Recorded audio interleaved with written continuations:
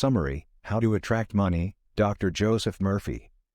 Book link click here. Here is a summary of how to attract money. Develop a positive mindset about money. Do not condemn it or see it as evil.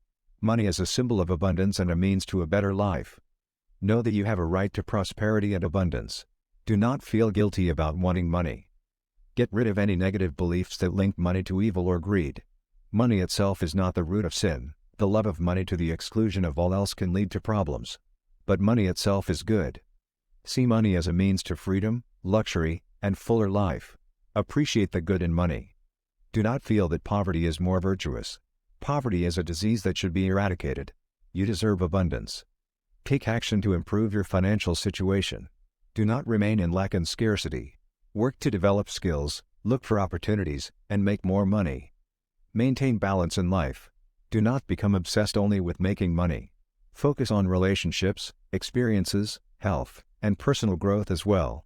Money is a means to a good life but not the only thing that matters. Know that you can attract money through the power of your mind. Develop confidence in your ability to be prosperous. Use money constructively to help others. Share your abundance and make a positive difference. See obstacles as self-created and work to overcome them. Do not feel like a victim of circumstances. You have the power within you to succeed. That covers some fundamental principles for developing a prosperous mindset and attracting more money. The essential ideas are recognizing your right to abundance, creating a positive view of money, taking action, maintaining balance, and using the power of your mind. Apply these principles, believe in yourself, and work to achieve your financial goals. Here are the key ideas and a summary of the passage. Economic health depends on the free flow of money. When people hoard money out of fear, it leads to economic troubles. The crash of 1929 was caused by widespread public anxiety and panic. You live in both a subjective mental world and the objective physical world. It would help if you nourished both your physical and psychological well-being.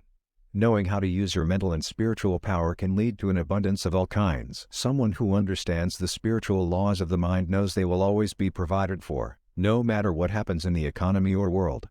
They maintain a consciousness of wealth. Wealth is a state of mind. Money circulates like the tides, it goes out but always comes back in. Trust in the eternal, endless supply of the divine. Someone with this mindset is okay with market ups and downs or currency issues. To build wealth consciousness, relax your mind. Reflect on where ideas, wealth, your mind, and life come from, the one source. Repeat, money is forever circulating freely in my life, and there is always a divine surplus. Feel the truth of this. For those in financial difficulty, affirmations like I am wealthy may backfire by highlighting the contradiction with their current situation. Better to start with I am prospering more each day, or my wealth is growing each day. This avoids conflict and is believable. Advanced students can use I am prosperous and I am wealthy by identifying those qualities with God, the infinite supply and source of all. What is true of God is true of them. Repeating and focusing on health, wealth, and success helps generate results by aligning with the eternal truths. You don't say I am, which could create opposition in the mind. A story is shared of a young man who visualized becoming a doctor, despite having no money or education. He persisted in his mental imagery and vision, and eventually, a doctor took him under his wing, paid for his education, and became a doctor. His wealth was in his mind and vision. Wealth comes from your purpose, desire to serve, and capacity to contribute value to others. How your vision is achieved is usually hidden and emerges step by step. You have to hold the image, and you will be compelled into action. The law of the subconscious and of life is action and reaction. The author imagined his book being published in French for several weeks. Soon, he was contacted by a publisher about a French edition. The way opened up for the vision to become real. The critical points in the summary are, our external actions follow our inner thoughts and feelings. We must change our mental attitude and way of looking at the world to receive what we desire. We must reject negative thoughts from others and believe in our ability to succeed. Doubt and fear will prevent us from achieving our goals. We must not resent or be envious of the success and wealth of others. Doing so will only hurt us. We should rejoice in the prosperity of others. What we bless, we multiply. What we condemn, we lose. We will lose our job or income if we think negatively about our work or financial situation. Our negative thoughts manifest in the physical world. Those who accumulate wealth through unethical means often suffer mentally and physically. We can be prosperous without harming others. Whenever we resent or are jealous of others, we steal from ourselves, our peace, health, happiness, etc. We must cast out these negative thoughts. Fear and consciousness of lack can attract loss and theft. We must avoid hoarding supplies out of fear and trust God to provide for our needs. Before outer thieves rob us, we have already stolen ourselves through our negative inner thoughts.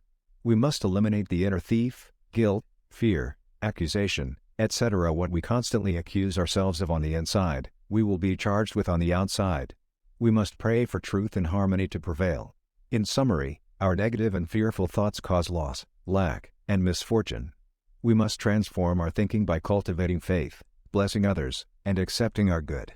This is the path to prosperity and abundance. The great law is to think of others the way you want them to think of you and feel about others the way you want them to feel about you. Say from your heart, I wish for every person peace, love, joy, abundance, and God's blessings. Rejoice in the good fortune and success of others. Claim for others what you claim for yourself. Do not resent others or their success. Hatred and resentment only hurt you. Store up spiritual and mental treasures that cannot be taken from you. Fill your mind with positivity. Claim peace and wisdom for your finances and protection for your possessions. You are not a victim of circumstances but can overcome them. Even people with low incomes in spirit can find growth. Dissatisfaction leads to seeking satisfaction. Problems lead us to find solutions within. Though desires are met, new desires arise in a cycle of eternal change. Feed your inner needs and imagine possessing what you desire. Seek to remedy lack and discomfort. The desire for prosperity comes from God. Pain and problems are blessings in disguise, signaling needs to be met. Meet fear and worry with eternal truths. A cheerful heart brings joy and health. Remember the gifts of God within. Riches and prosperity are attained through mental and spiritual means, not material ones. Your mindset and consciousness determine your level of wealth and abundance. Focus on contributing value to others through your talents and skills. This desire to serve will attract prosperity. Do not be attached to material symbols of wealth like money, as these can be lost. True wealth is your knowledge, skills, and ability to help others. You can change your circumstances by changing your mindset and thoughts. Replace thoughts of lack and poverty with thoughts of abundance and prosperity. Your outer world reflects your inner world. The story of Jesus turning water into wine is a metaphor for transforming your mindset and thoughts, the water, into the realization of your desires and goals, the wine. Repeat the mantra I can change water into wine to make the invisible visible. Become one with your desire through meditation and prayer. Dwell on thoughts of success and abundance until they become your reality. Thoughts and ideas will grow into their physical manifestation. An example is a woman who faced setbacks in her business but overcame them by focusing on prosperity and changing her mindset. She made the water of her circumstances into the wine of success and abundance. In summary, true wealth and prosperity come from your mindset, thoughts, and spiritual connection. Focus on contributing value to others, change your perspective, and become one with views of abundance, and you will attract prosperity. The woman described losing her home, money, and job and struggling to pay hospital bills. She felt hopeless and that the world was cruel.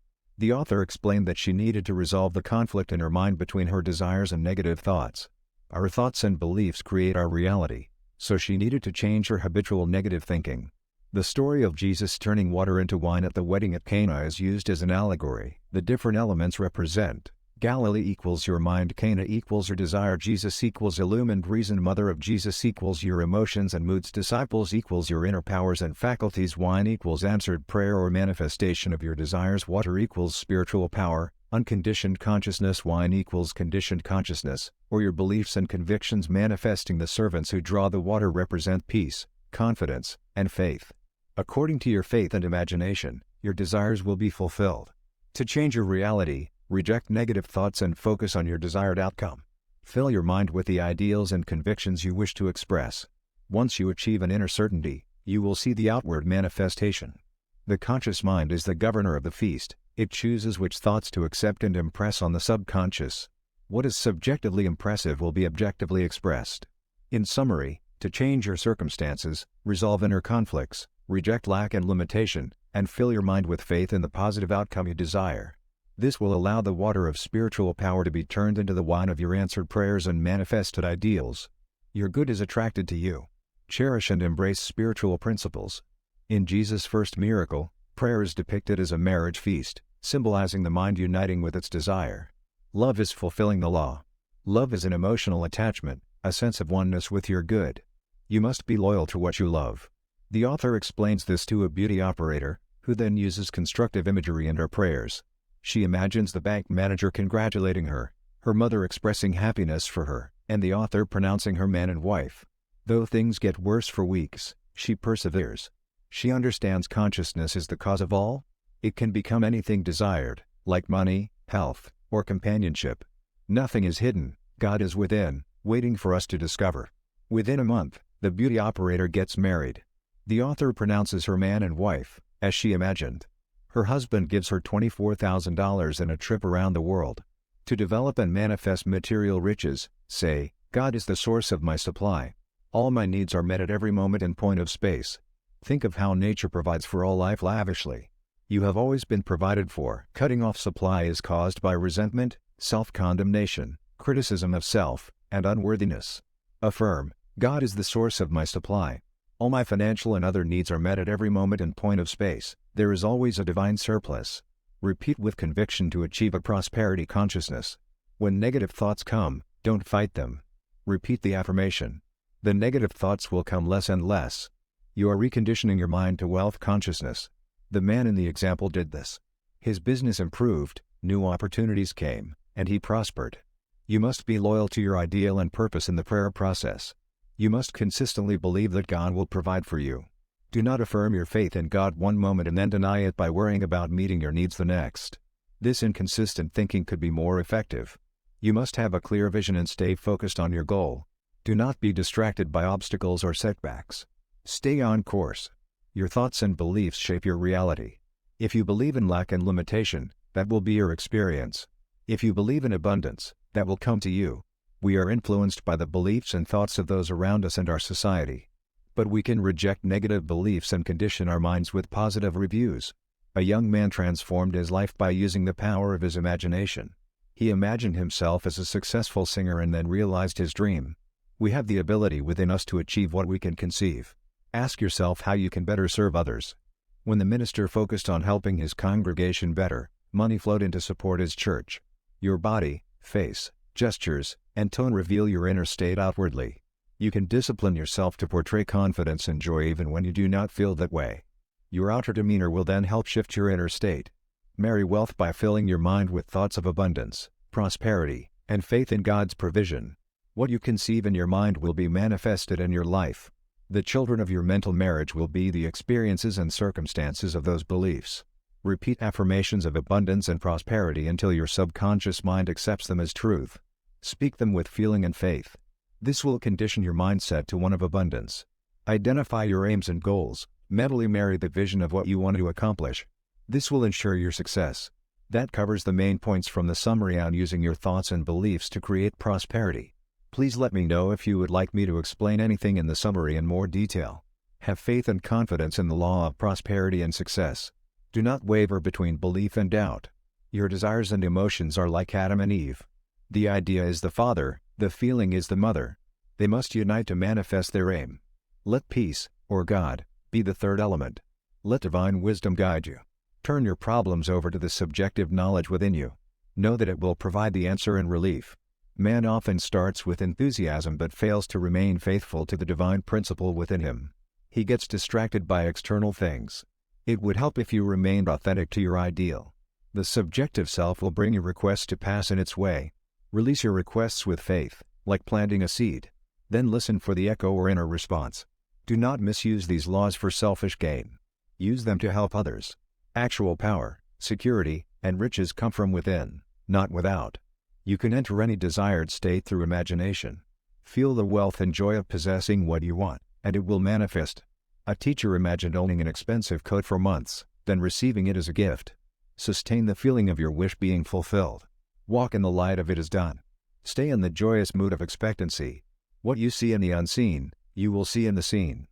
All of heaven's riches, peace, joy, love, guidance, inspiration, will, abundance, exist now within you. Leave your limitations, enter the mental vision, and become one with your ideal. Then you will see it in your life. As within, so without. As above, so below. You will see your beliefs expressed. Man is the belief expressed. Here's a summary. Joseph Murphy was born in a Catholic family in Ireland. He immigrated to the U.S. with only $5 in his pocket. He started working as a laborer but eventually became a pharmacist. He served in the U.S. Army during World War II as a pharmacist. After the war, he traveled extensively and studied world religions and philosophies. The New Thought movement and mysticism mainly influenced him.